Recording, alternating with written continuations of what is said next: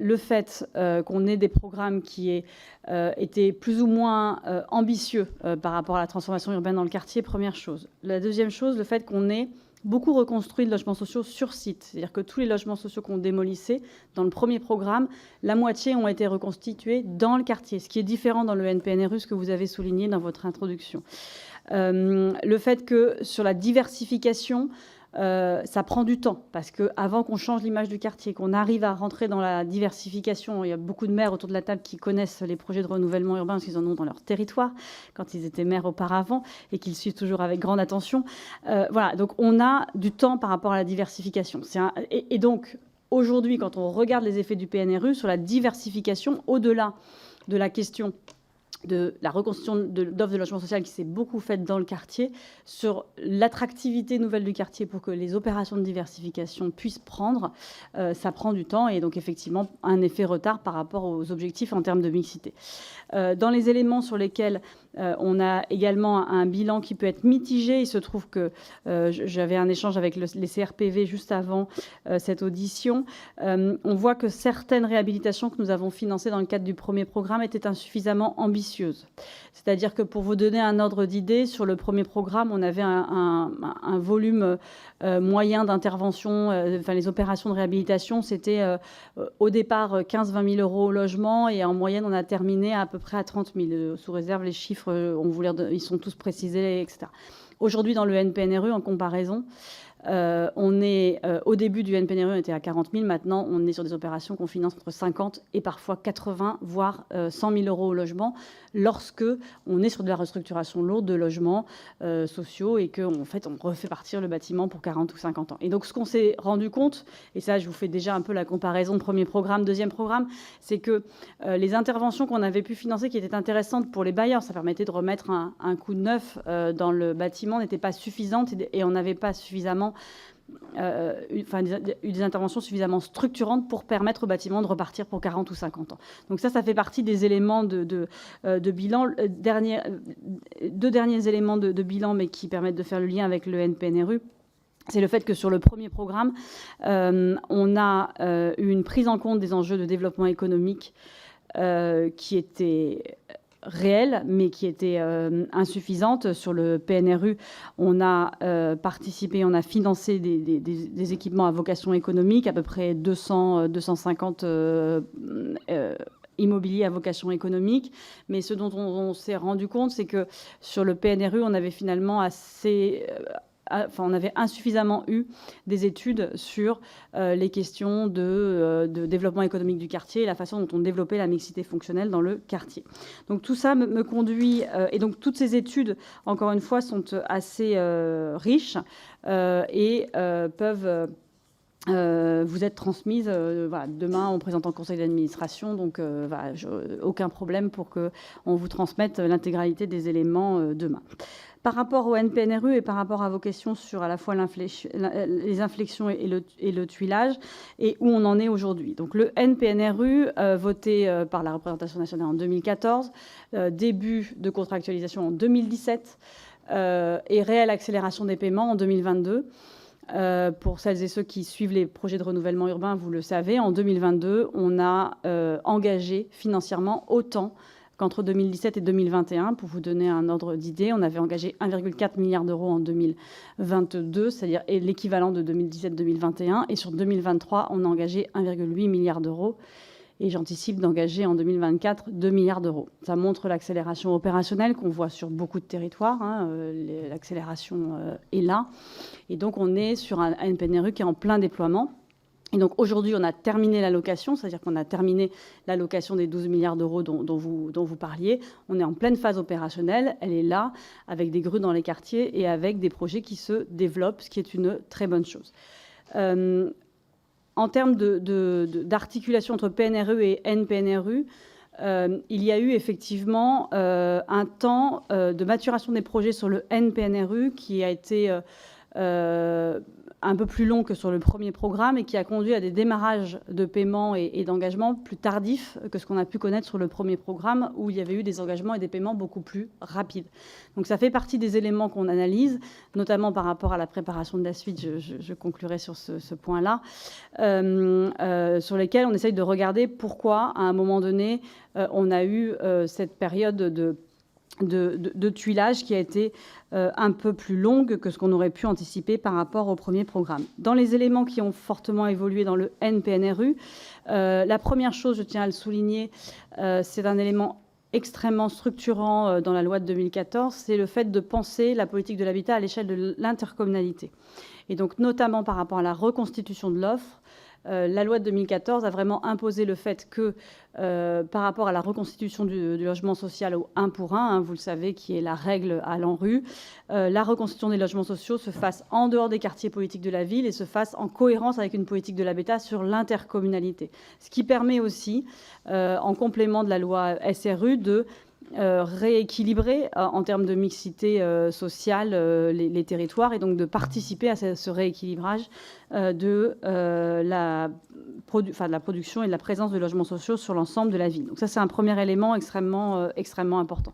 Le deuxième élément, ça a été une attention beaucoup plus forte aux enjeux du développement durable et puis plus récemment, si on prend les termes d'aujourd'hui, à l'adaptation et l'atténuation du changement climatique. Ça a été un élément qui a été réaffirmé dans la loi de 2014 en mettant comme au cœur les deux objectifs mixité sociale et développement durable de manière extrêmement forte. Et ce qui nous a conduit à conditionner certaines de nos aides à des exigences de performance énergétique et notamment sur la réhabilitation des logements. Nous conditionnons des aides majorées au fait d'atteindre les labels BBC Rénovation, ce qui est un élément pour nous extrêmement important. On est à un objectif de 72% et on a dépassé sur les dernières années, donc on verra à la fin en bilan comment on arrive. Et donc là aussi, c'est un peu dans la même logique que ce que je disais tout à l'heure entre comparaison PNRU et NPNRU, c'est de se dire il faut que l'on puisse, quand on investit sur un logement, il faut qu'on investisse pour que ce soit durable. C'est-à-dire qu'on réinvestit, on réhabilite, pas pour 10 ans, pas pour refaire la peinture et la cage d'escalier, même si c'est très important. On investit pour que le bâtiment et le logement soient repartis pour 40 ou 50 ans. Donc ça a été un élément extrêmement important. Au-delà de ces éléments sur la performance énergétique, beaucoup a été fait sur les enjeux de désartificialisation des sols, sur les enjeux de développement d'autres types d'activités comme l'agriculture urbaine avec Quartier Fertile ou la prise en compte des enjeux de résilience en 2022 avec le lancement de Quartier Résilient qui nous amène à revoir l'ensemble des projets à l'aune de la résilience et de se poser la question de savoir si sur les projets tels qu'ils sont aujourd'hui en cours de mise en œuvre, on a bien anticiper les conséquences de la crise climatique que nous connaissons et on va livrer des quartiers en 2030 qui seront adaptés par rapport au climat 2030 et aux enjeux de 2030. C'est d'autant plus important dans les quartiers politiques de la ville, c'est quelque chose que vous savez bien évidemment, que dans ces quartiers, on a souvent un cumul de difficultés à la fois urbaines, mais aussi de dysfonctionnements environnementaux. Quand on croise la carte des points noirs environnementaux de l'ADEME avec la carte des QPV dans lesquelles nous intervenons, il y a beaucoup de recoupements. Quand on interroge les habitants des QPV par rapport au reste des habitants en France entière sur l'impact de la canicule ou du changement climatique sur leur vie, voilà, les îlots de chaleur, la façon, à la fois les formes urbaines, mais également les localisations des quartiers et la fragilité sociale des habitants renforcent leur vulnérabilité face à la crise climatique. Donc, deuxième élément qui a beaucoup évolué dans le cadre du NPNRU, c'est la question de la prise en compte des enjeux climatiques. Troisième élément que je souhaiterais citer, parce que j'en ai cité déjà sur la comparaison PNRU-NPNRU, c'est la question de la co-construction avec les habitants. Donc c'est un point qui avait été rajouté de manière extrêmement forte. La loi de 2014, vous vous souvenez, je ne sais pas si certains d'entre vous étaient déjà parlementaires pour la voter, mais dans la loi de 2014, la volonté du législateur avait été de renforcer de manière vraiment très très forte la question de la concertation avec les habitants et de la co-construction avec les habitants dans le cadre de la création aussi des conseils citoyens, vous en rappelez, dans le cadre de la politique de la ville. C'est donc une exigence qui est mise dans notre règlement d'intervention, la co-construction avec les habitants, et nous finançons les collectivités pour qu'elles puissent mettre en œuvre un certain nombre de dispositifs de concertation, mais également une école du renouvellement urbain pour former les citoyens. Le constat, mais on y reviendra peut-être, c'est que malgré ces exigences, on constate que dans les faits, parfois la co-construction est insuffisante, et donc ça fait partie des sujets sur lesquels nous travaillons, mais je le dis juste en introduction si vous voulez revenir sur ce point. Beaucoup d'autres choses sur le NPNRU sur lesquelles je pourrais revenir, mais je ne veux pas être trop longue en introduction. Je vais juste terminer sur la question du PNR-CAD. Sur le PNR-CAD, c'est un programme qui est très important pour nous. On est en train de finir les paiements. C'est un programme qui nous a permis d'intervenir sur des centres anciens de manière globale et donc de la même façon que nous intervenons avec le NPNRU sur sur les quartiers politiques de la ville, c'est-à-dire un projet urbain global, discuté, sur la base desquels nous finançons à la fois des enjeux de logement, les équipements publics et les aménagements. Un exemple pour les équipements publics, la médiathèque de Grasse qui a reçu l'équerre d'argent l'année dernière a été financée par l'ANRU dans le cadre d'un PNR-CAD. C'est pour vous donner une illustration de ce que l'on finance avec le PNR-CAD. Donc on est sur la même méthodologie que celle de l'ANRU sur le PNRU ou sur le NPNRU, mais centré sur l'habitat privé dégradé et sur des territoires qui, pour certains, ne sont pas en QPV. C'est-à-dire qu'on peut être sur des centres anciens qui n'étaient pas en QPV, mais qui ont été ciblés comme étant particulièrement vulnérables ou avec des besoins particulièrement importants en matière de recyclage d'habitat privé. Donc le PNR-CAD est en train de se terminer. On fera une évaluation, bien évidemment, de son action. Et aujourd'hui, comment les choses sont traitées sur l'habitat privé par deux biais, je dirais. Pour les quartiers qui sont en QPV, ça a été intégré dans le cadre du NPNRU, c'est-à-dire que dans le cadre du NPNRU, nous finançons de la même façon du projet urbain sur du recyclage d'habitat privé dégradé en centre ancien. Je vous prends un exemple qui est assez simple parce que tout le monde le connaît.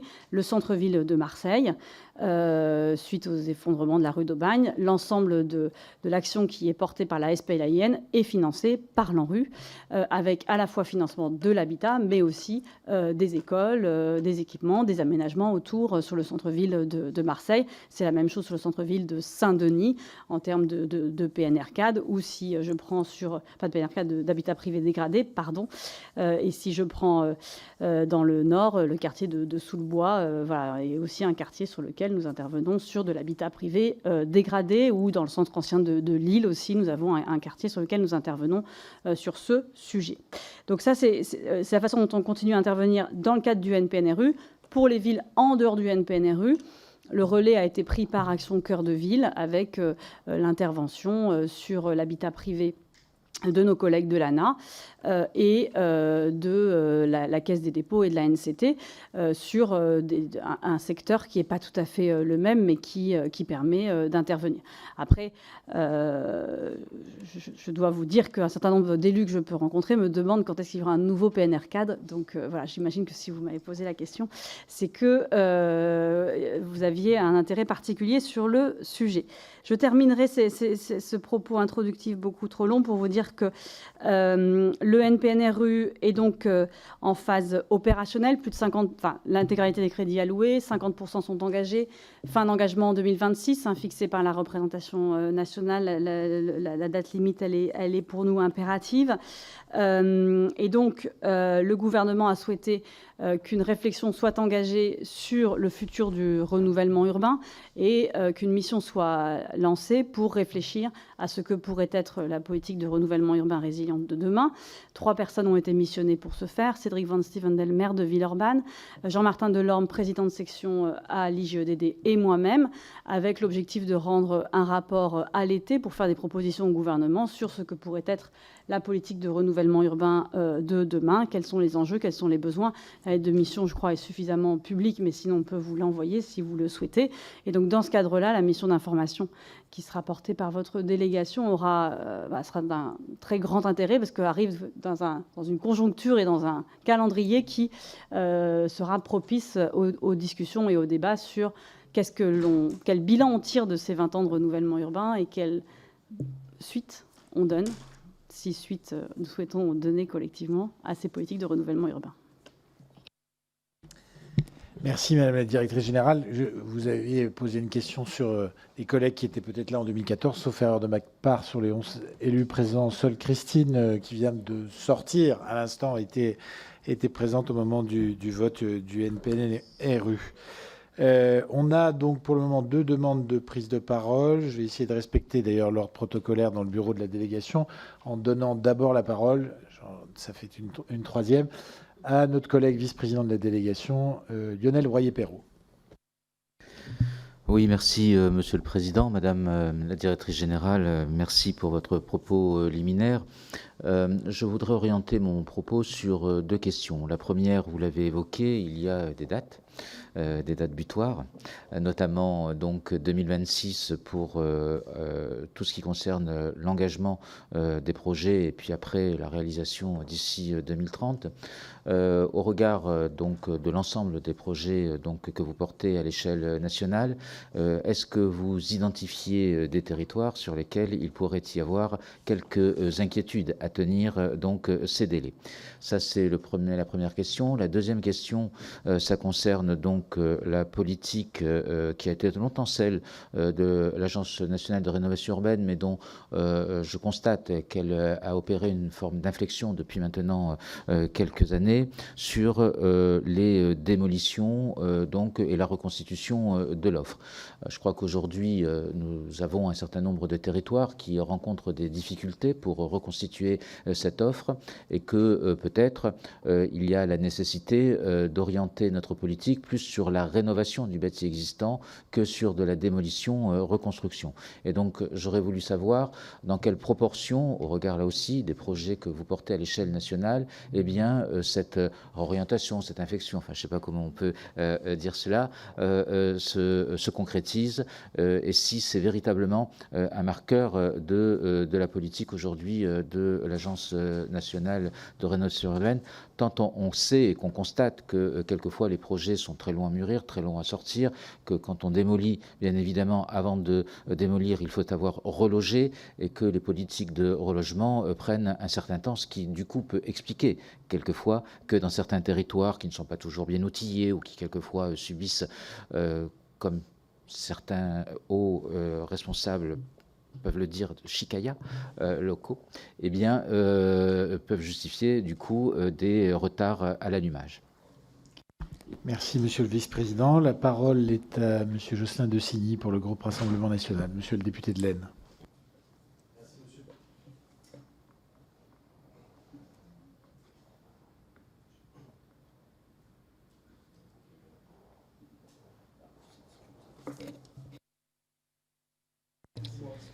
Merci Monsieur le Président. Madame la Directrice Générale, je vous remercie pour votre présence. Selon l'INSEE, les territoires ruraux réunissent 88% des communes de France et un tiers de leur population. En moyenne, les disparités de revenus y sont nettement plus faibles que dans l'urbain. La France rurale connaît donc un niveau de vie moins élevé mais plus homogène. Ce sont des territoires plus équilibrés et donc plus harmonieux. Pour autant, le renouvellement rural est complètement exclu du champ d'intervention de l'ANRU. Dès lors, on constate que l'écart ne cesse de se creuser entre ces deux milieux de vie et accroît les inégalités entre la France des métropoles et la France paysanne. Si Emmanuel Macron n'a su que diviser les Français entre eux, le groupe Rassemblement National a pour projet de les unir en les traitant sur un même pied d'égalité avec un même support de l'État. Depuis 2004, les PNRU ont coûté ou coûtent 24 milliards d'euros aux contribuables français, alors qu'ils ont bénéficié qu'aux villes et particulièrement aux banlieues de cadre de la politique de la ville. En comparaison, le plan France Ruralité, depuis 2017, n'a coûté que quelques millions d'euros, le gouvernement se gardant de toute précision chiffrée pour le moment. Le milieu urbain accusant un phénomène de concentration, engendrant lui-même un phénomène de saturation, les populations en quête de meilleures conditions de vie et de logements moins coûteux migrent vers les campagnes. J'aimerais connaître votre regard sur cette nécessaire articulation entre ces deux territoires qui fait pour l'instant défaut dans la stratégie de l'ANRU. Est-ce que pour plus de justice sociale, puisque c'était le but de l'ANRU au départ, et de plus de justice territoriale, l'avenir de l'ANRU ne se situe pas aussi dans nos campagnes. À titre d'exemple, dans l'Aisne, mon département, seules 7 communes sur les 850 ont bénéficié de PNRU. Est-ce qu'en termes d'aménagement du territoire et de répartition de la population, nous n'aurions pas intérêt à investir dans la ruralité tout en continuant l'action de rénovation urbaine déjà employée depuis 2004 ? Ces dernières préconisations seront-elles présentes dans les conclusions de votre rapport de juin prochain que le ministre Béchu a commandé pour votre anniversaire ? Merci, monsieur le député. La parole pour le groupe La France Insoumise NUPES est à monsieur Sébastien Rome, député de l'Hérault. Merci. Bon, je n'avais pas préparé de choses très particulières, mais en vous écoutant, j'ai plusieurs questions qui me viennent. D'abord, vous nous avez invités à vous interroger sur la participation citoyenne, donc c'est ce que je vais faire immédiatement, parce qu'on sait que ces questions de relogement sont extrêmement sensibles et que c'est un enjeu majeur si on veut avoir une adhésion en fait au projet tel qu'il se ressort. Et je me souviens des programmes qui a existé sur la résidentialisation donc dans les quartiers prioritaires qui ont trouvé une impasse justement du défaut de participation des habitants. Et c'est une question extrêmement sensible parce que si ces territoires sont aussi des sas et non pas des endroits où on reste, en fait, il y a beaucoup de personnes qui sortent de ces quartiers-là. On a une partie de la population qui est très attachée à ces quartiers parce que on y trouve une vie sociale, une solidarité. On a énormément d'associations aussi qui sont présentes et sont donc des réseaux de soutien et qui permettent en fait de développer une vie totalement agréable, sachant que à côté de ça, on sait toutes les difficultés qui existent.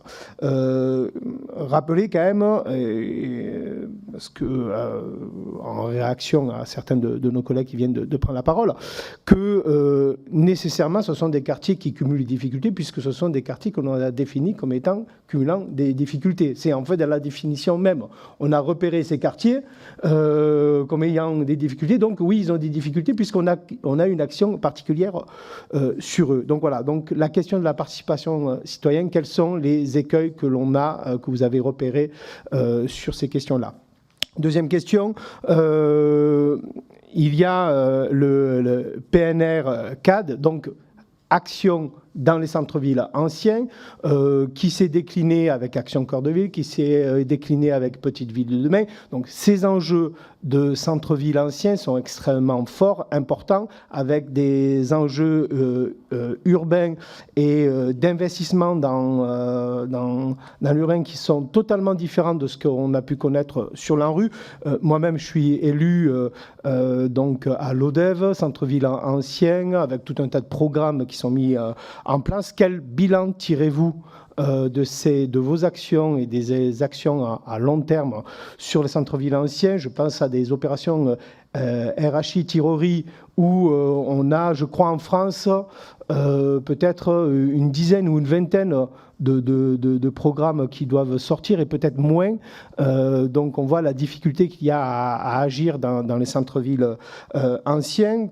Lié à ça, est-ce que dans ces programmes, il y a la prise en compte de la démolition sans reconstruction, ce qui est un enjeu majeur en fait dans les centres-villes anciens pour aérer le tissu urbain qui est parfois un peu plus vide et donc du coup faire rentrer de la lumière et faire de la qualité de vie en centre ancien. Et enfin la question du SRU.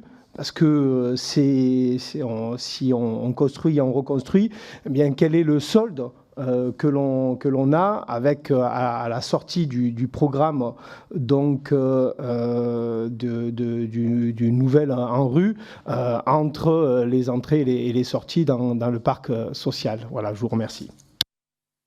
Merci, chers collègues. La parole est à monsieur Alexandre Vassandet, député du Rhône. Merci, Monsieur le Président. Vous me permettrez, mes chers collègues, de prendre la parole en tant qu'ancien maire de Rieux et en tant que praticien du coup de l'ANRU, ayant un plan sur la commune dans laquelle je siège encore aujourd'hui de près de 400 millions d'euros. On ne doit pas être bien loin.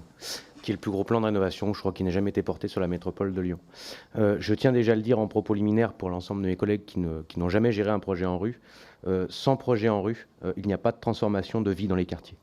Dans la commune que j'ai eu la chance et l'honneur d'administrer, pour laquelle je m'investis encore, nous avons le 8e plus grand QPV, non pas de l'agglomération lyonnaise, mais de France, puisque c'est près de 18 000 habitants qui vivent dans le quartier de la Ville Nouvelle.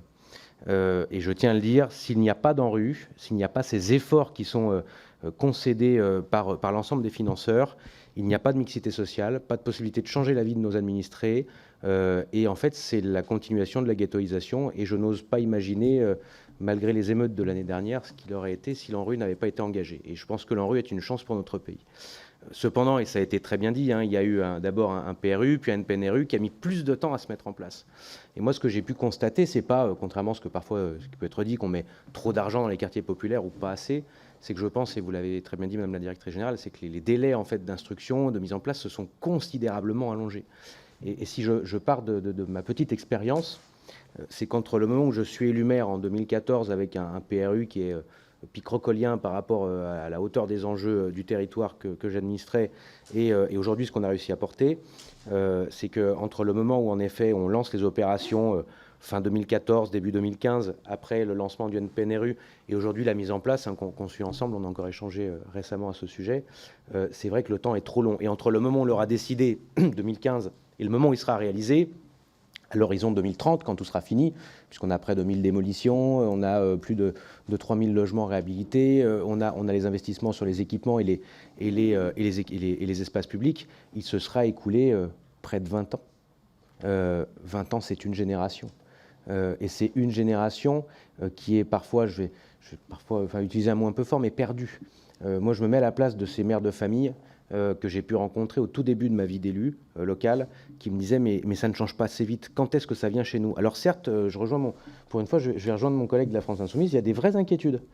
Quand j'ai annoncé la première fois des démolitions dans mes quartiers, je peux vous assurer que ça a été pour beaucoup un drame. Même si le changement est annoncé, il est voulu, quand vous annoncez à des familles que vous allez démolir leur logement dans lesquels elles vivent depuis 30, 40, 50 ans, elles sont arrivées parfois à la fin des années 60, quand il a fallu traverser la Méditerranée, qu'elles ont vu grandir leurs enfants, elles auront construit leur vie, elles ont vu partir leurs enfants, revenir leurs petits-enfants, et que vous leur dites du jour au lendemain, on trace un trait sur votre histoire, sur votre vie, c'est un vrai traumatisme. Mais si vous arrivez à les accompagner, et si vous arrivez à avoir cet accompagnement humain et les projeter à l'avenir, alors ils arrivent à vous suivre. Je peux vous assurer que pourtant, je ne suis pas de la couleur politique qui a géré ma commune pendant des années, et je peux vous assurer que les scores sont importants. Pourquoi? Parce que les gens nous font confiance à partir du moment où il y a des actions. Et le vrai sujet, je voulais en venir là, c'est que je pense qu'il faut qu'on arrive à trouver des solutions pour considérablement réduire les délais. Il y a bien sûr les questions de relogement, mais entre le moment où on porte le projet et le moment où il est validé, mon Dieu que c'est long. Ça, c'est la première chose. La deuxième chose, et on l'a vu dans le NPNRU, on a signé, nous, la convention à Rieux de mémoire en 2019, on a notamment sur les équipements publics, notamment le scoring, une explosion des coûts de construction. Moi, on porte ensemble, et c'est en cours de réalisation, un groupe scolaire sur le secteur du Mont-Blanc. On est passé d'un projet de 20 à 24 millions d'euros pour le même programme. Pour autant, le scoring a été le même. Mais c'est vrai qu'il y a des questions de financement. Comment, là-dessus, et je pense que je parle pour l'ensemble des communes qui ont ce genre de problématique, comment on arrive à assurer la soutenabilité financière des investissements? Parce qu'on ne peut pas compter que sur l'ANRU, bien évidemment. L'État ne peut pas tout. Il y a les partenaires, il y a les collectivités. Et les collectivités sont aujourd'hui soumises aux mêmes contraintes que tout un chacun, explosion des coûts de construction, inflation, augmentation du coût d'énergie, ce qui vient à renier nos marges de manœuvre.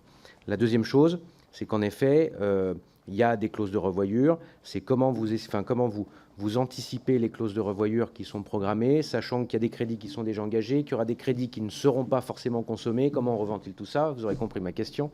Elle était facile, mais je la fais. Mais je pense que je ne suis pas le seul concerné, parce qu'il y a la question des démolitions, et moi je suis un pro démolition, parce que je le dis aussi d'expérience. Il faut de la réhabilitation, mais s'il n'y a pas de démolition, vous n'avez pas de mixité sociale, pas de parcours résidentiel. Et c'est un vrai sujet derrière, pour notamment la mixité scolaire, quand vous reconstruisez tout un quartier, mais aussi sur l'ensemble de ce que j'appelle le parcours résidentiel, qui est un peu à l'arrêt dans ces quartiers. Et puis il y a la dernière question, et là je parle aussi d'expérience pour ce qu'on a vécu à Vaux-en-Velin dernièrement. Il y a la loi qu'on a votée, dont notre collègue Lionel Royer-Perrault est le rapporteur, sur les copropriétés dégradées. Mais les copropriétés sont aussi un vrai sujet, parce qu'on met le paquet sur le parc social, bien évidemment, et c'est nécessaire, mais il faut qu'on pense aussi à soutenir de façon extrêmement importante les copropriétaires, puisque si demain vous rénovez tout un quartier, que vous avez des nouvelles copropriétés qui se portent bien, avec justement de l'attractivité, des nouveaux habitants qui participent à la vie du quartier, qui participent à l'attractivité, à la vie, enfin au fait de redresser l'appareil commercial, qui crée de la mixité dans les équipements scolaires qui sont nécessaires. De l'autre côté, si vous avez des copropriétés qui ne sont pas traitées de façon, j'ai envie de dire, musclée et franche, en fait, on crée les problèmes de demain. Donc c'est sur ces sujets-là que je voulais un petit peu vous entendre. Et puis vous dire encore une fois, c'est vrai qu'on a beaucoup mis l'aspect financier sur l'habitat et c'est évidemment essentiel. Mais les équipements publics, la prévention situationnelle sur les questions de sécurité, bien évidemment, doivent être poussées, je pense, au maximum. Il faut revoir cet urbanisme des années 60-70 où on a construit très très vite sans forcément penser, et c'est normal, aux défis sécuritaires d'aujourd'hui où on le voit. On a des espèces, des fois, d'immeubles pieds de grue, une espèce de Tetris qui s'est fait quand on le regarde du ciel et qui sont mortifères pour les habitants et qui sont, j'ai envie de dire, un régal pour ceux qui vivent du trafic de drogue et qui, des fois, sont des souricières pour nos forces de l'ordre. Et puis enfin, il y a la question surtout aussi des équipements sportifs, des équipements culturels, où là-dessus, vraiment, on a aussi un enjeu, parce que c'est aussi sur les équipements publics, sur les services publics proposés à nos administrés, à nos habitants, qu'on a un véritable défi, en plus de la question du logement. Je vous remercie. Merci beaucoup. Deux collègues encore. La parole est à Madame Marie-Agnès Poussier-Winsbach, vice-présidente de notre délégation pour le groupe Horizon. Merci, Monsieur le Président, Madame la Directrice, merci de vos propos. Plus qu'une question, peut-être des remarques. Moi également, comme ancien maire de Fécamp, j'ai eu à gérer un projet qui avait très largement démarré avec moi, je dois bien le reconnaître, mais qu'il a fallu finaliser. Donc, je me suis rendu compte que, puisque vous l'avez évoqué, l'association des habitants au projet. Et moi, j'aimerais bien que dans l'avenir, on essaie de réfléchir à comment faire mieux dans le domaine. Parce que, au fond, on a toujours un peu les mêmes personnes dans les réunions, notamment dans les villes moyennes. Et on a du mal à aller chercher, et c'est un peu vrai dans tous les domaines, mais on a un peu de mal à aller chercher des personnes qui pourraient nous aider aussi à accompagner nos politiques publiques. Typiquement, moi j'arrive, je me rends compte qu'il y a une verrière qui est prévue, une bulle en verre avec des arbres, ça avait l'air d'être magnifique. Mais quand j'échange vraiment avec les habitants, je me rends compte qu'ils ont simplement besoin de terrains de pétanque, par exemple. Ce n'est pas tout à fait les mêmes objectifs. Comment est-ce qu'on fait mieux cohabiter aussi tout ce qui est politique de la ville, rénovation de l'habitat, éducation nationale, et notamment pour tout ce qui est peut-être cartographie. J'ai souvent été étonnée quand on a revu, par exemple, les quartiers prioritaires, qu'on décrète que certains quartiers qui allaient un peu mieux, et ça c'est mon inquiétude, étaient considérés comme des territoires dits en veille. Ça veut dire que vous n'avez plus aucun moyen. Et je ne sais pas très bien qui veille dessus, mais en tous les cas, ça revient et en général simplement aux élus locaux de le faire. Donc comment est-ce qu'on fait aussi pour mieux faire travailler ensemble au-delà des comités de pilotage, des comités techniques qui sont très officiels, comment concrètement? Et comment enfin, est-ce que vous avez une idée comment est-ce qu'on fait pour être un peu moins administratif peut-être, pour faire revenir au cœur de ces quartiers des travailleurs sociaux sur le terrain, parce que moi, ce que j'ai observé également, et ce que je continue à observer, c'est que entre tous ces comités techniques, ces copiles, ces comptes rendus qu'on doit rendre, ces bilans, il y a très peu de temps où, en fait, nos agents peuvent être sur le terrain concrètement auprès des habitants, non seulement écouter ce qu'ils ont à nous dire, leurs attentes, et puis pour nous d'estimer où est-ce que nous en sommes dans nos attentes et dans nos politiques publiques à mener. Voilà simplement ce que je voulais vous demander. Merci, Madame la vice-présidente. J'ai une réflexion et qui ne m'étonnera pas, qui ne nous étonnera pas, puisqu'on a souvent des réflexions proches en tant qu'ancien maire de ville moyenne. Quand vous évoquez ce qui est en veille, on a eu l'occasion déjà avec Madame la directrice générale d'en parler. Qu'est-ce qui se passe quand le PNRU a traité un quartier, mais qu'il reste un immeuble à détruire, qui n'est pas éligible au NPNRU, et que ça devient le refuge de toute l'insécurité, du trafic de drogue, un immeuble années 70. Et des cas comme ça dans les villes moyennes, il y en a malheureusement beaucoup, pour celles qui ne sont plus éligibles au NPNRU. Une dernière question de notre collègue Bertrand Sor, puis ensuite il y aura 2 questions à nouveau de collègues d'ores et déjà. Monsieur le député de la Manche. Merci, Monsieur le Président. Madame la Directrice Générale, merci de votre présence tout d'abord. Moi, je voudrais vous livrer un constat, celui de maires ruraux, de petites communes, qui aujourd'hui se trouvent confrontés à la fois à une évolution des possibilités d'urbaniser, avec des PLU, des PLUI, des SCOT, des SRADET qui se mettent en place, et qui, en tout cas sur mon territoire de la Manche, réduisent très considérablement la possibilité de construire du logement nouveau. Alors la remarque qu'il leur est faite, c'est, eh bien écoutez, il suffit de rénover le bâti ancien, qui bien souvent d'ailleurs ne correspond absolument plus à la volonté de potentiel des jeunes familles, puisque c'est des bâtis avec des toutes petites pièces, souvent sur étage, où il y a peu de terrain. Et il se trouve souvent, ces maires, totalement démunis quant à la marche à suivre pour rénover ces centres-bourgs, dans lesquels ils veulent effectivement retrouver une vitalité. Alors, j'ai lu dans la note qui accompagnait cette audition le fait que l'ANRU portait effectivement les programmes d'investissement d'avenir avec dans ces PIA le numéro 4 qui concerne l'action cœur de ville. Un certain nombre des communes que j'évoque ont effectivement cette labellisation Action Cœur de Ville, remplissent un certain nombre de conditions, mais sont assez démunies à la fois en termes d'ingénierie, mais aussi de financement, pour pouvoir porter des actions de rénovation du cœur de ce que sont ces villages, parce que ce sont des villages où la vie est particulièrement agréable, mais où effectivement le manque d'habitation nuit considérablement à l'accueil de nouvelles familles qui pourtant trouveraient les conditions à la fois pour les enfants dans les écoles. On a besoin d'enfants pour que les écoles continuent à vivre, mais aussi pour répondre à l'aspiration qu'ont un bon nombre de nos concitoyens, finalement, à quitter des centres urbains pour retrouver des vies peut-être moins stressantes en ruralité. Voilà, donc comment est-ce que, à travers ces programmes d'investissement d'avenir, l'ANRU est en capacité à accompagner ces petites communes à proposer de l'habitat utile à leur développement et en tout cas à maintenir des populations à y vivre. Madame la Directrice Générale, je vous redonne la parole pour une première série de réponses. Merci beaucoup, Monsieur le Président. Alors, beaucoup de questions. Je vais essayer j'ai essayé d'organiser par rapport à vos différentes questions en 2 parties. D'abord, peut-être revenir sur l'actuel et après évoquer les pistes d'évolution, parce que vous avez posé beaucoup de questions sur aussi les possibilités d'évolution pour le futur.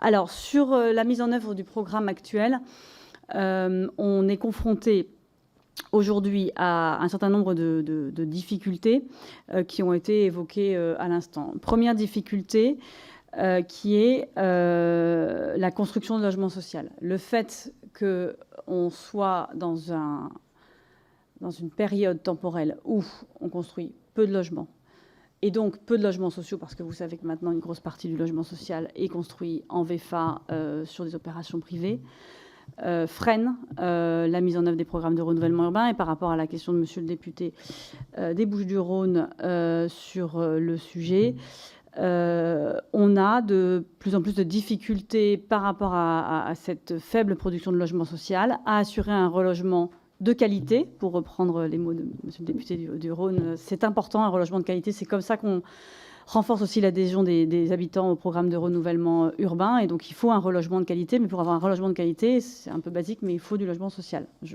J'enfonce des portes ouvertes, excusez-moi, mais parfois, il faut le dire. Et donc, la faible production de logement social à laquelle on est confronté est un vrai sujet pour nous, à la fois pour faciliter le relogement, mais aussi par rapport à l'atteinte de l'objectif qui est fixé dans le NPNRU, qui est la reconstitution d'un logement social pour tout logement social démoli. Ce qui me permet de répondre à votre question, monsieur le député de l'Hérault, sur la question du solde de logements sociaux.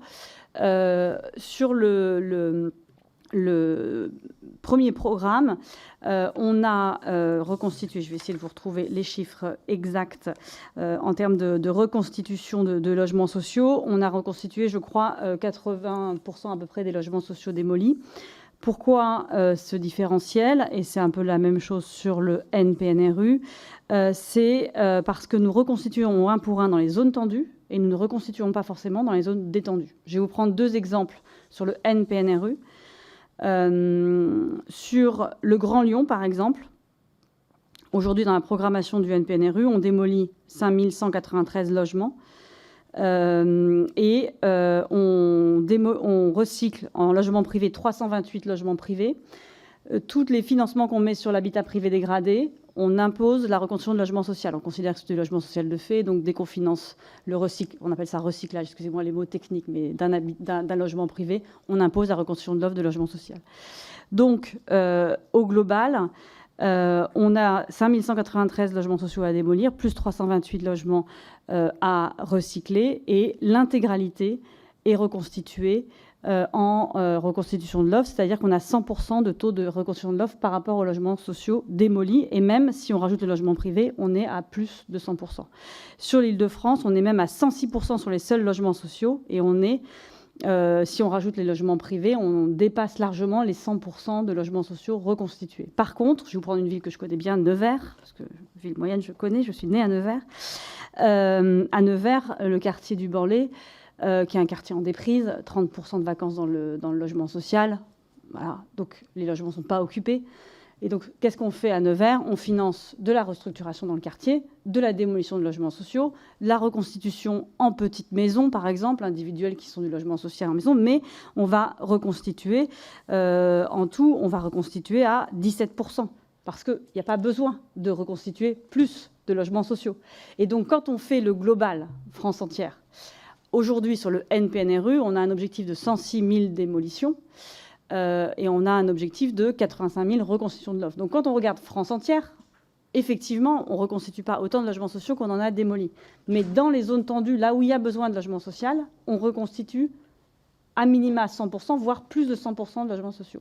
Et donc ça, c'est un élément qui est important, je pense, en termes de précision.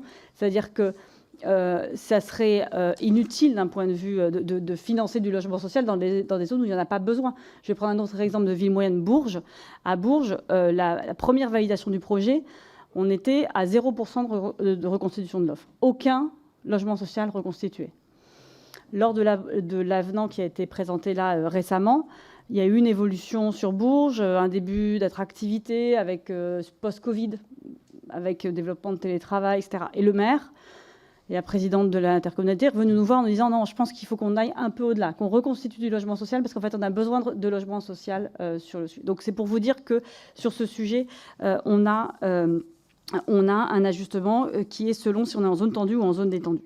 Mais globalement, la question de la production de logement social, c'est un vrai sujet, et notamment dans les zones tendues. Aujourd'hui, on est confronté sur la mise en œuvre des programmes de renouvellement urbain à une grosse difficulté, c'est qu'on n'arrive pas à produire suffisamment de logements sociaux dans les zones tendues. C'est le cas dans la région parisienne, c'est le cas dans la métropole de Lyon, c'est le cas à Marseille. Et donc, on est freiné par rapport à cette mise en œuvre des programmes de renouvellement urbain. Et face à cette difficulté à construire du logement social, on a de plus en plus de demandes, soit de ne plus démolir et de réhabiliter. Je vais revenir sur le débat démolition-réhabilitation. Et deuxième famille de demandes, c'est on démolit, mais on reconstruit sur site. Deux choses par rapport à ça. Première chose par rapport démolition versus reconstruction. Réhabilitation, pardon. On démolit moins dans le deuxième programme que dans le premier programme. Premier programme, on a démoli 160 000 logements. Deuxième programme, on est à 106 000, ce que je vous disais tout à l'heure. Donc on démolit moins de logements sociaux dans le deuxième programme que dans le premier. Deuxième chose, on a aussi dans les années récentes et par rapport aux abondements qui ont été faits suite à la décision de l'ensemble des partenaires de rajouter 2 milliards d'euros en 2021 sur le NPNRU, on a un certain nombre de collectivités qui sont revenues nous voir en nous proposant plutôt des projets de restructuration lourde de bâtiments plutôt que de la démolition-reconstruction, avec la volonté de mieux concilier par rapport aux enjeux carbone. Ça fait partie des sujets qu'on finance plus. Et donc maintenant, on finance, je vous l'ai dit, des réhabilitations beaucoup plus ambitieuses. Et quand on finance à Rennes, par exemple, la restructuration des tours Maurepas à plus de 100... Enfin, le coût opération, c'est pas ce que met l'ANRU sur l'opération. La présidente maire de Rennes me dirait que c'est un abus de langage, mais le coût opération est à plus de 100 000 euros par logement. Mais on désosse totalement la tour, on rajoute des balcons, on restructure à l'intérieur, enfin, on refait une tour neuve. Bon. Ça peut être un peu... Enfin, ce sont des projets qui sont inspirants pour l'avenir, pour économiser du carbone, pour éviter voilà, de consommer des ressources qui sont, on le sait, finies et sur lesquelles il faut que l'on soit vigilant et sobre. Après, une des questions qui se pose par rapport à cette question de privilégier la réhabilitation ou de reconstituer l'offre sur site, c'est la question de la mixité sociale. Le programme qui a été voté par le Parlement en 2014, il est clair, le premier objectif du ANPNRU, c'est de renforcer la mixité sociale. Et donc, moi, si je me personnalise en tant que directrice générale de l'ANRU, je me bats au quotidien pour faire en sorte que par ce programme, on conserve cet objectif de mixité sociale et qu'on conserve l'objectif qui est dans le deuxième programme de reconstituer 80% des logements sociaux en dehors des quartiers politiques de la ville. Et c'est extrêmement compliqué, parce que quand on dit reconstituer 80% des 100 000 logements sociaux démolis en dehors des quartiers politiques de la ville, ça veut dire trouver du foncier en dehors des quartiers politiques de la ville, ça veut dire trouver du foncier dans des communes qui, aujourd'hui, n'ont pas beaucoup de logements sociaux, c'est-à-dire être aux côtés des préfets et des maires qui essayent de respecter la loi SRU dans cette complexité, mais nécessaire, si on a l'objectif de mixité sociale, de trouver des solutions pour renforcer la mixité sociale et construire du logement social en dehors des quartiers. Et par rapport à l'objectif qui était le fondement de la loi de 2003, de lutter contre la ségrégation sociale et territoriale, de porter un programme de cohésion nationale pour déségréguer les quartiers et éviter ce que vous décriviez les uns et les autres, que la ghettoisation, il faut absolument qu'on arrive à mieux répartir les logements sociaux sur les aires urbaines et à faire en sorte qu'on évite la concentration des logements sociaux sur des territoires. Et donc c'est compliqué. Aujourd'hui, on est confronté à cette difficulté face à la faible production de logements sociaux, notamment dans certains territoires. Je ne les citerai pas, mais voilà, on les connaît, où il y a les zones particulièrement tendues.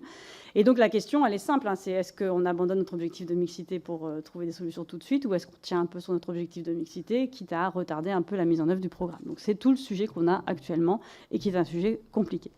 Deuxième sujet qui est compliqué pour nous aujourd'hui, c'est la question des coûts.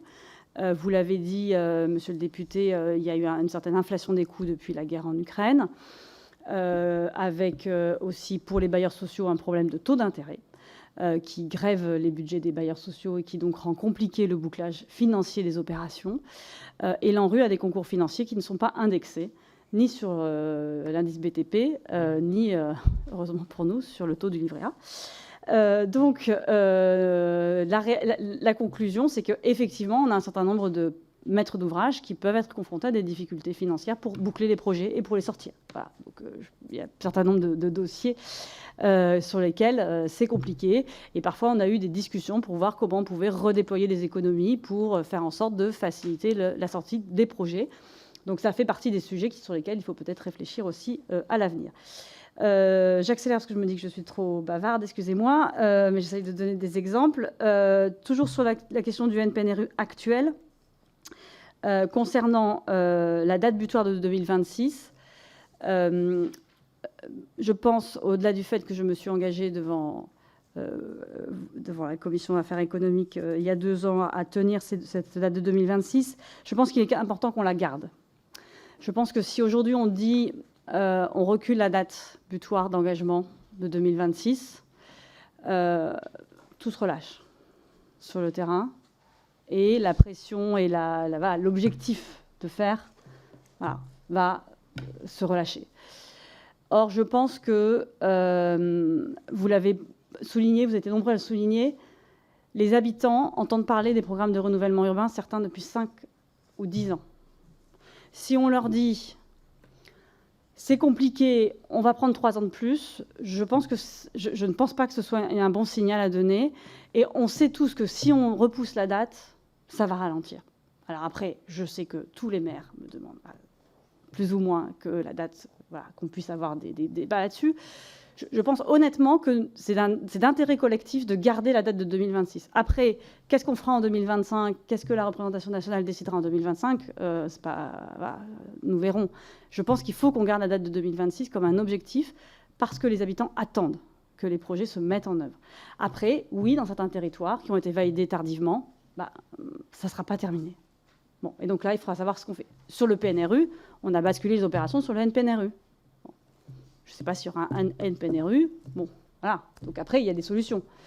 Et s'il reste que quelques opérations, on peut toujours trouver des solutions. Mais ralentir toute la machine, je pense que ce n'est pas bon pour les habitants, et sans parler de l'impact sur la filière BTP, si on est clair, qui est bien contente de voir qu'il y a encore des opérations de renouvellement urbain qui avancent dans les différents territoires. Toujours sur la mise en œuvre de l'actuel, oui, il y a un sujet d'articulation, vous l'avez dit, Madame la députée, et vous avez été plusieurs à le dire, sur l'articulation avec les autres politiques publiques, la question du contrat de ville, la question des politiques publiques associées, c'est un sujet majeur. C'est un sujet, vous le savez, qui n'est pas porté par l'ANRU. Nous, on est en charge uniquement du programme national de renouvellement urbain. Mais c'est un sujet sur lequel on travaille avec nos collègues des autres agences et qui est fondamental. C'est-à-dire qu'aujourd'hui, on va financer des projets qui vont être livrés. Et après, on ne sait pas ce qui va, on ne suit pas la suite. Et on sait très bien que si, je prends souvent cet exemple, quand on construit des écoles, on essaye toujours de faire attention aux projets pédagogiques. On travaille avec la communauté enseignante pour avoir un projet pédagogique. Et les élus nous présentent souvent des écoles qui sont basées où le bâtiment correspond à un nouveau projet pédagogique. Après, s'il n'y a pas d'équipe enseignante dans l'école, on aura beau avoir une belle école avec qui correspond à un projet pédagogique, c'est un sujet. Donc oui, la question de l'articulation avec les autres politiques publiques. Et l'ANRU est, à mon avis, je partage ce que certains d'entre vous ont dit, essentiel dans les quartiers. Ce n'est pas suffisant par rapport aux enjeux multiples de ces territoires. Mais ça, vous le savez, je n'ai pas besoin, je pense, d'aller beaucoup plus loin. Par rapport au futur, et peut-être du coup pour revenir sur d'autres points qui ont été évoqués. Sur les territoires sur lesquels nous intervenons, monsieur le député. Les territoires sur lesquels nous intervenons, ils ont été définis par la loi. Et en tant que directrice générale de l'agence, je ne peux intervenir que sur les territoires qui ont été définis par la loi de 2014, qui sont très clairement définis, c'est-à-dire que la loi de 2014 précise que ce sont uniquement des QPV qui présentent des dysfonctionnements urbains majeurs, dont la liste est arrêtée par un arrêté du ministère de la Ville, du ministre de la Ville. Et donc l'ANRU intervient sur 450 territoires, qui sont les 450 territoires qui sont listés dans un arrêté ministériel. Et donc aujourd'hui, je n'ai pas la possibilité d'intervenir autre part que dans les quartiers qui sont dans cet arrêté qui est extrêmement précis sur les quartiers de politique de la ville. Après, dans la réalité, on intervient dans 97 des 100 départements, donc on intervient dans beaucoup de départements, et on intervient aussi dans des villes moyennes. J'ai cité Nevers, je pourrais citer Vierzon, Le Teil, enfin on a beaucoup de villes sur lesquelles on intervient. Après, la question que vous posez de savoir s'il est pertinent d'avoir un renouvellement urbain dans la ruralité, qui est la question que vous posiez, monsieur le député de la Manche, sur comment on accompagne les maires des petites communes par rapport à la rénovation du bâti ancien et la rénovation des cœurs de village. La question que vous posiez aussi, monsieur le député de l'Hérault, sur la requalification des centres anciens. Toutes ces questions-là, elles sont dans la mission que le gouvernement nous a confiée. C'est-à-dire que le gouvernement nous a demandé de regarder les politiques de renouvellement urbain qui existaient aujourd'hui, les territoires et les enjeux par rapport à ces politiques de renouvellement urbain, les territoires qui pourraient présenter des fragilités, nécessiter une intervention, et sur cette base-là, de voir si on avait des outils qui permettaient de répondre à l'ensemble des enjeux, ou s'il fallait renforcer certains outils sur tel ou tel enjeu. Et donc, typiquement, la question de comment on outille au mieux dans les cœurs de ville, par exemple, les maires pour faire face à des sujets extrêmement complexes de rénovation de centres anciens, ça fait partie des réflexions de la mission. Donc aujourd'hui, je ne peux pas vous donner les conclusions, on est en cours de travaux avec nos collègues, mais ça fait partie des sujets sur lesquels on est missionné par le gouvernement pour réfléchir sur quel type de territoire serait pertinent en termes d'intervention. Et on sait que sur ces territoires, pour revenir sur le sujet de l'habitat privé, on a des problématiques qui peuvent être extrêmement complexes. Par exemple, sur la question donc, de l'habitat privé et des centres anciens, on sait que c'est beaucoup plus compliqué parce que on est sur de la propriété privée. Quand on intervient dans un programme en rue, vous le savez tous parce que vous êtes beaucoup à intervenir sur ces sujets, on a des bailleurs sociaux. Travailler avec des bailleurs sociaux, c'est simple. Ça peut prendre du temps, ça peut être, etc. Mais c'est simple. On a un interlocuteur qui gère un patrimoine, qui gère l'investissement, qui gère le bâtiment derrière. Donc, il y a intérêt aussi que l'investissement soit bien fait. Et donc, on a un interlocuteur unique. Dès qu'on commence à intervenir sur la propriété privée, c'est extrêmement complexe. Et donc, c'est beaucoup plus long. Voilà. Et par rapport à ce que vous indiquiez sur la hiérarchie terrorique qui est gérée par nos collègues de l'ANA, ça prend du temps. ça prend du temps parce qu'il faut convaincre tous les propriétaires, il faut, enfin, voilà, c'est extrêmement compliqué. Et si jamais on doit intervenir de manière massive, ce que fait l'ANRU quand on intervient sur l'habitat privé, nous on intervient en fait, si je caricature, quand le bâtiment reste pas privé. Quand le bâtiment reste privé, qui reste un propriétaire privé, c'est le rôle de l'ANA. Nous on intervient quand c'est déjà trop tard, on essaye. Si on peut intervenir avant que ça tombe, c'est mieux, mais on intervient généralement sur des bâtiments qui vont tomber, enfin, voilà, et donc qui sont recyclés, c'est-à-dire qu'on soit on les désosse totalement, soit on les fait tomber totalement et on reconstruit à la place. Parfois, on garde la façade, si elle est protégée patrimonialement, etc., etc. Mais bon, bref, voilà, on intervient, nous, quand c'est vraiment critique. Et donc là, effectivement, on a une intervention extrêmement lourde. Mais quand on est avec... Mais même là, il faut exproprier, il faut racheter. Enfin, voilà, c'est extrêmement compliqué. Donc, c'est effectivement très long. Mais ça fait partie des sujets sur lesquels on doit travailler, comme sur les copropriétés dégradées, qui sont un enjeu extrêmement fort sur le futur. Pour les perspectives de suite, on a effectivement cette question sur démolition, reconstruction. Je vous en ai déjà parlé. Si vous voulez, je pourrais y revenir plus précisément plus tard. Peut-être un point sur la question de l'association et de la concertation avec les habitants. Il est évident que les projets de renouvellement urbain sont tellement majeurs, importants, ils bouleversent tellement la vie des habitants qu'il est fondamental de travailler avec les habitants ces projets de renouvellement urbain. La difficulté, c'est que les habitants qu'on a aujourd'hui ne sont pas forcément ceux qui vont bénéficier du projet demain, donc c'est parfois un peu compliqué. Que lorsqu'on organise la concertation avec les habitants, on n'a pas forcément toujours ce qu'on souhaite, ou en tous les cas tous les habitants, donc c'est aussi un sujet, et qu'il faut qu'on arrive à voir sur quelle échelle on peut travailler. Ce que nous, on est en train de faire à l'ANRU sur le sujet, c'est qu'on a constaté que par rapport au programme de renouvellement urbain, il nous était monté une quinzaine de sites sur lesquels il y avait des difficultés. Vous devez connaître le collectif Appui qui a fait un travail et qui a présenté son travail il y a quelques mois. Ils ont fait un travail de recensement des projets urbains contestés. Ils en ont 44 France entière, dont 28 programmes de renouvellement urbain. Donc voilà, 15, 20, 25, enfin voilà, à peu près c'est ça, sur les 450 quartiers en renouvellement urbain sur lesquels nous travaillons. Donc la contestation des projets urbains, ce n'est pas sur tous les projets de renouvellement urbain, c'est sur certains projets de renouvellement urbain. Souvent, ce qu'on constate, c'est que la contestation, elle peut s'accrocher parfois sur des démolitions liées à des relogements mal gérés ou à un défaut d'entretien préalable des bailleurs. Souvent, c'est le cas, le bailleur laisse un peu pourrir, on va dire, le bâtiment, ce qui est assez... ce qui pénalise les habitants, mais souvent à un défaut de co-construction et d'échange avec les habitants. Et donc, nous, ce que l'on souhaite faire à l'ANRU, c'est de travailler sur un guide des bonnes pratiques pour aller voir dans les collectivités où ça s'est bien passé, pour pouvoir partager ces bonnes pratiques et avoir un peu un guide type de la co-construction pour outiller les collectivités par rapport à ce sujet. Et puis, dans le cadre de la mission, on réfléchit pour voir s'il faut rendre... obligatoire et sanctionnable, du coup, la co-construction. Aujourd'hui, c'est une obligation parce que c'est dans notre règlement, mais on n'a pas de sanction si ce n'est pas fait. Bon, voilà, ça fait partie des sujets sur lesquels on réfléchit. Encore une fois, on ne sait pas comment on atterrira. Dernier point peut-être sur la question... Quoi ? Oui, mais pareil, ça fait partie des sujets sur lesquels on travaille. Dernière chose peut-être sur la question des procédures dont vous parliez. Dans la mission qui nous a été confiée, et d'ailleurs sur la co-construction des habitants, je ne l'ai pas dit, mais c'est aussi un des éléments qui est ciblé dans la mission qui nous a été confiée par le gouvernement comme étant un point sur lequel on doit travailler. Sur la question des procédures, là aussi, je suis convaincue que nous pouvons faire plus simple. Après, c'est compliqué de changer un train en marche. Je pense que s'il y a un nouveau train, on peut le faire démarrer dans une manière beaucoup plus simple.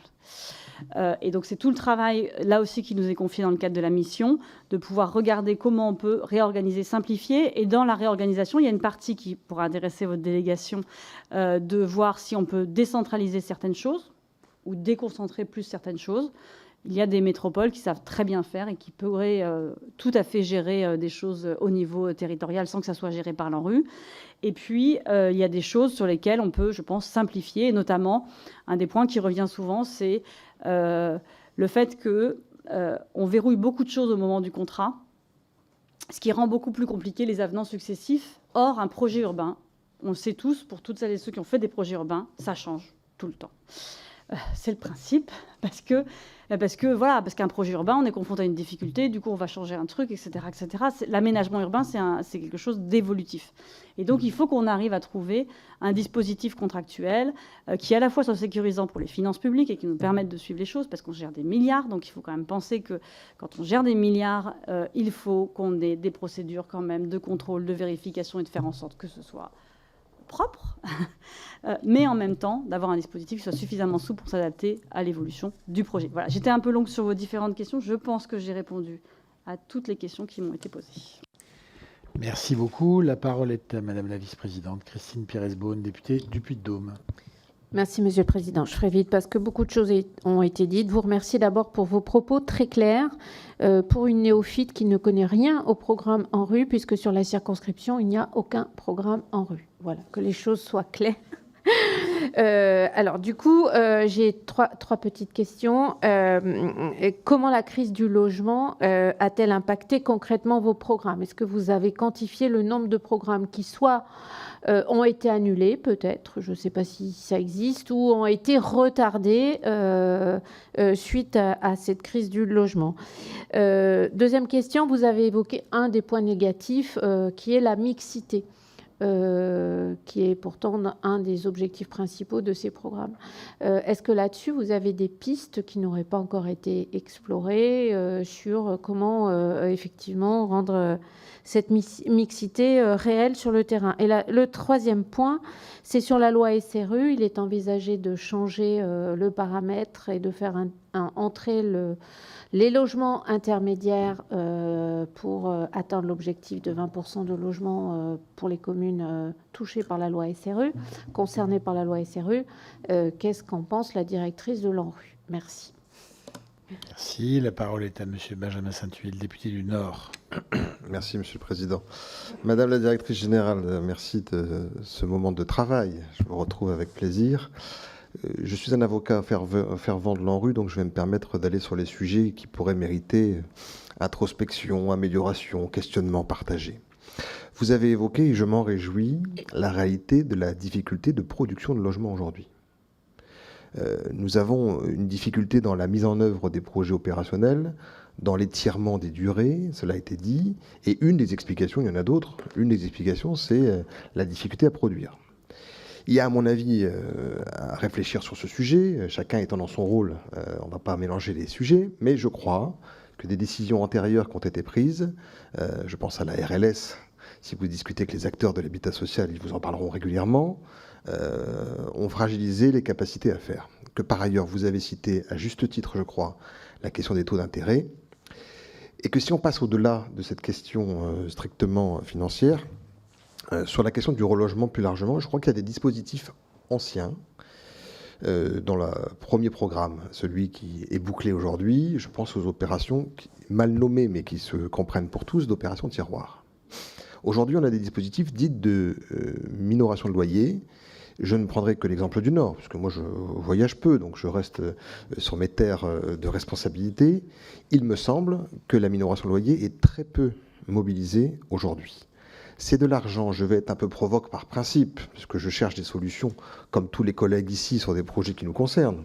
C'est de l'argent qui dort et qui pourrait peut-être être utilisé différemment dans la reventilation des crédits. Les uns et les autres ont évoqué les coûts de construction et ou de démolition. Suivez mon regard, il y a un certain nombre d'opérations qui pourraient être directement concernées. Donc moi je crois effectivement, et vous l'avez dit, qu'il y a un sujet sur la fin de l'engagement 2026. Vous êtes dans votre rôle absolu et je crois que les législateurs que nous sommes doivent être dans cette situation de tenir un discours de principe sur cette tenue de délai pour des raisons que tout le monde comprend. Une fois qu'on a dit ça, un silence poli se fait, nous regardons le calendrier, nous savons qu'il y aura vraisemblablement des discussions en 2025, peut-être en 2026, que accessoirement en 2026 il y aura un renouvellement municipal. Et que donc une partie des dessins ou de la mise en œuvre opérationnelle seront questionnés, comme souvent, au moment de changement de direction. Moi, je fais partie de ceux qui défendront la rigidité du moment ou le principe du moment, et ensuite la capacité à effectivement envisager des perspectives nouvelles.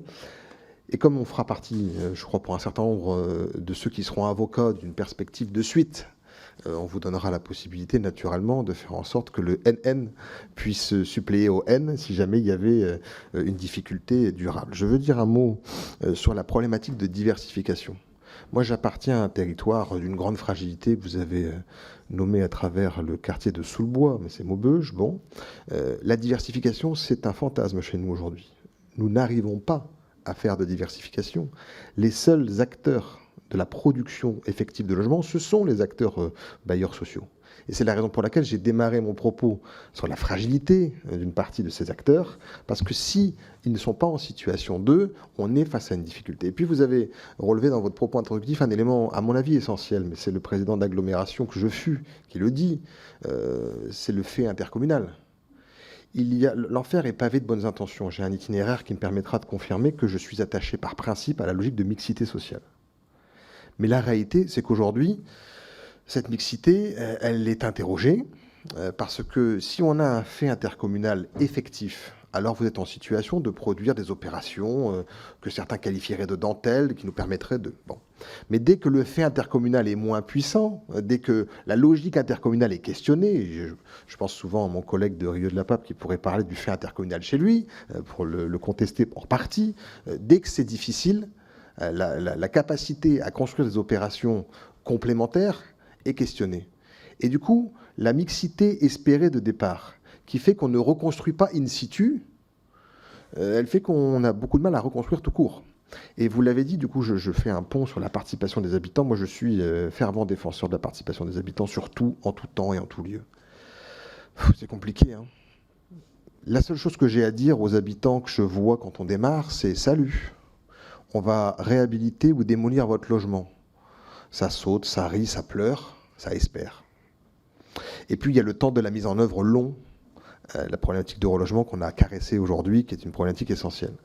Et vous l'avez dit, et je suis content que vous l'ayez dit de manière aussi nette, ceux qui sont concernés par les opérations nouvelles, ce ne sont plus les habitants de départ. Puisque, comme on a érigé, et je dis ça, encore une fois, tout le monde, si on se renseigne, connaît mon parcours. Donc en 2014, je n'étais pas en désaccord avec ce qui a été écrit et ce qui a été fait. Mais la réalité, c'est que les opérations, elles échappent aux gens qui auraient pu être concernés, qui sont relogés différemment, et que du coup, dans la participation des habitants, dans la co-construction du sujet, parce que j'entendais ce que vous disiez sur la co-construction, oui, moi j'ai dessiné avec des gens, des habitants, l'hypothèse d'un nouveau quartier, puis ils ont été relogés ailleurs, puis ils ne sont pas revenus, puis de toute façon on n'a pas produit suffisamment de logements pour qu'ils reviennent. Donc ce qu'on avait dans la première opération, sans doute c'est une absence de mixité, parce qu'on avait reconstruit in situ de manière importante, et donc Martine et Jean-Jacques quitter le logement résidence des Merles, retrouver un logement neuf ou réhabilité à 50 mètres s'il avait envie de rester dans le quartier, et finalement les choses se passaient comme ça. Aujourd'hui, on a une vraie difficulté de suivi de ces populations. Et vous l'avez dit, et je l'ai vécu dans le Nord à Gemont. Des quartiers qui sortent de la géographie prioritaire et des quartiers qui y entrent, parce que forcément, on est dans un espace de vie relativement limité. Je veux dire un dernier mot, parce que j'ai conscience que je suis long, Monsieur le Président, sur la proposition... Chers collègues, qu'on a ensuite une réunion de bureau, oui, je termine, Monsieur le Président. Plus vous serez long, moins on pourra la tenir. Oui. Donc... Comme je ne participe pas, je serai un peu égoïste sur le sujet. Merci pour Ou alors, ça veut dire que vous favorisez l'autoritarisme du Président, et connaissant votre tempérament démocratique, je n'y crois pas. Alors je n'y crois pas. Je fais confiance au Président. 30 secondes pour terminer. Je crois que vous avez dit quelque chose d'essentiel sur la question du contrat initial. On fait un truc corseté, rigide, à la ligne près, à l'euro près, au départ, alors qu'on sait tous qu'on va y revenir par avenant 3, 4, 5 fois. Et je pense que là, on pourrait avoir une piste de réflexion, de facilitation qui serait effectivement souhaitable pour tout le monde. Merci, Monsieur le Président, de votre bienveillance. Monsieur l'administrateur me faisait remarquer que, bien que n'étant pas officiellement membre du bureau, en tant que seul représentant de votre groupe dans cette délégation, vous y êtes cordialement invité. Monsieur le directeur général, Madame la directrice générale, pardon, je regardais votre collaborateur, nous vous donnons la parole.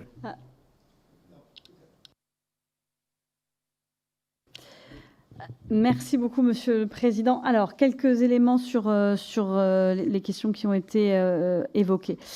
Tout d'abord, donc, par rapport à la question de la crise du logement, l'impact sur le programme qui revient avec la question de la difficulté de la production de logement et des outils que met en place l'ANRU pour garantir la bonne mise en œuvre du programme d'ici 2026. Sur ce point, donc chaque année, nous partageons avec les préfets des objectifs de mise en œuvre du programme sur chaque département. C'est un élément de pilotage qui est important. Vous le savez, les préfets sont les délégués territoriaux de l'ANRU et donc nous partageons avec les préfets un certain nombre d'objectifs à la fois sur la mise en œuvre des programmes, les engagements, etc. Dans les objectifs que nous sommes fixés conjointement pour cette année, on a cette question de l'actualisation, de la sécurisation de la trajectoire d'engagement d'ici 2026. Dit autrement, c'est repérer les opérations qui sont à risque, les opérations qui, le cas échéant, pourraient être reportées, annulées, parce que concrètement, d'ici 2026, on n'y arrivera pas. Et l'objectif de ce travail-là, c'est un travail à la fois de vérité pour voir sur quoi on priorise nos interventions et, le cas échéant, s'il y a des opérations dont on sait pertinemment qu'elles ne seront pas engagées d'ici 2026, de pouvoir récupérer l'argent qui était initialement affecté sur ces opérations pour, le cas échéant, faciliter la sortie d'opérations qui, elles, seraient en difficulté financière concrètement. Donc ça se fait à l'échelle de chaque contrat, chaque territoire. Et donc c'est un travail qui est engagé sur le premier semestre avec les préfets. Donc par rapport à votre question concrète, je pourrais plus facilement répondre quand j'aurai le bilan de tout ce travail-là qu'on est en train de faire de sécurisation en fait de la mise en œuvre. Ce qu'on constate, c'est qu'on a des projets qui sont retardés, notamment avec des phases de relogement qui durent beaucoup plus longtemps que prévu et qui du coup retardent tout le reste du projet, dont ce qui arrive généralement à la fin, c'est-à-dire les équipements qui sont construits à la place des logements démolis, la diversification de l'offre qui est généralement construite à la place des logements démolis. Donc ça fait partie des sujets qui sont pour nous particulièrement importants. Dans ce cadre-là, on regarde également la capacité financière des bailleurs, la capacité financière des collectivités. Sur la capacité financière des bailleurs, c'est un sujet qu'on traite pour les plus en difficulté avec la CG2LS. Après, ce qui est clair, c'est qu'aujourd'hui, on a des bailleurs qui sont confrontés face à l'allocation de leurs fonds propres à un triple enjeu. Ils ont une urgence qui est la rénovation thermique des logements avec des dates couperées. Ils ont, pour ceux qui ont des programmes de renouvellement urbain, une urgence en matière de renouvellement urbain avec des dates couperées. Et après, ils ont la production neuve, sans compter après, bien sûr. Et donc, sur l'allocation des fonds propres chez les bailleurs sociaux, il y a des stratégies de choix au regard de leur situation financière et de complexité de choix au regard de l'ensemble des enjeux qui leur incombent. Donc il est évident que pour nous, la santé financière des bailleurs sociaux est un élément déterminant par rapport à la réussite du programme de renouvellement urbain. Tout comme l'est la santé financière des communes, sur laquelle on est très vigilant. Et vous le savez, l'ANRU a cette particularité, c'est un modèle qui a des subventions qui dépendent, le fameux taux de scoring dont certains ont parlé, qui dépendent de la situation financière des communes. Il y a peu de politiques publiques qui font ça. Les concours financiers de l'ANRU, pour les collectivités locales, ça va de 10% à 70% du coût de l'équipement. 10% pour les communes les plus pauvres, les plus riches, 70% pour les communes les plus pauvres. Donc on a une modulation de nos subventions en fonction de la santé financière des collectivités territoriales. Et pour les bailleurs, c'est la même chose. On a une modulation de nos subventions pour les bailleurs. Les bailleurs qui sont en CG2LS ont des majorations de 20 points sur nos financements pour la réhabilitation et pour la démolition.